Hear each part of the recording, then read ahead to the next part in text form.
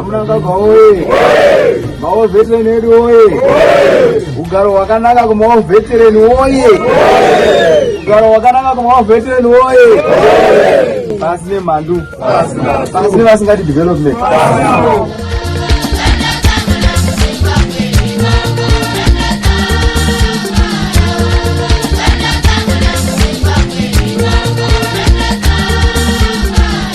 Masikati ano ndapuwa basa rakati kurei nekupa chinhu chabva kuna president chinova musha uno wakavakwa ne3 weeks patapuwa instruction yekuisumanya nekugadzira musha wemovheterani achapiwa isu takavaka tisingazivi kuti achapiwa ndiani takangonzi tivake mese munoziva kuti vagarwe vakangofanana nemaitiro andinoita zveipapo ipapo ndakafungira vagarwe ndikati zvanzi napresident tivake imba uko tikaenda pafoni conference vakapa stage ino tiri pafoni ikatanga kuvakwa musi uyu saka imba haisati yapera zvayo asi zvaitwa zve zvamungoona zvaitwa ne3 weeks ine solar iri off grid but ine magetsi esolar nebhoro riripo iro nezvese zvaitwa pano saka makey acho aya it's my honor to give the keys to the secretary for veteran league vanova comrade Maya vatikushanda navo.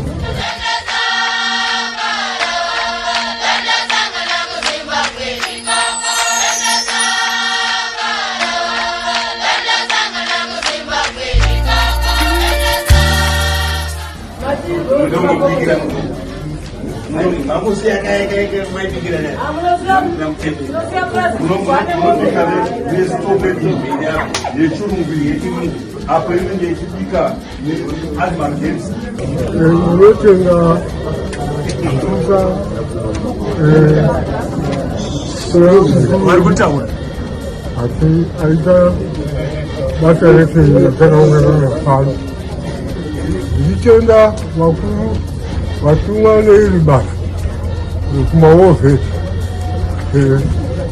zvitenda neukuru hwavo zvitenda kuti na ichichi wedu vagara. He has given himself to do these things zvinochokuita nemawoveterani. He is leading the fund. Ndiye ari kutumwa mapresident enda anotsvaga mari aigona kungotsvaga mari woisa muhomwe make asi ari kutsvaga mari ichisvika kumawoveterani.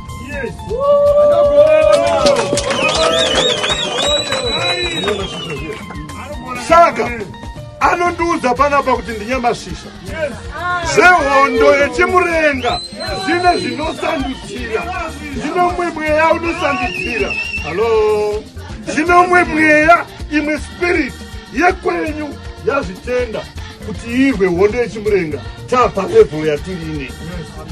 Hapana akatirangarira pamunangagwa kubva patakabva kuhondo zvatiri kuita zvapana chakamboitika kwatiri. Kune dzimwe nzvimbo ndiri kutaura ndichiti kuri kududzirwa hope dzakarotwa nevakarwa hondo yechimurengara kuti taitarisira kugamuchirwa tichitenda tichiimbirwa tichiita sei zvakuitika pana vamunangagwa chete chete. Iwo tingati kula 2030 kudei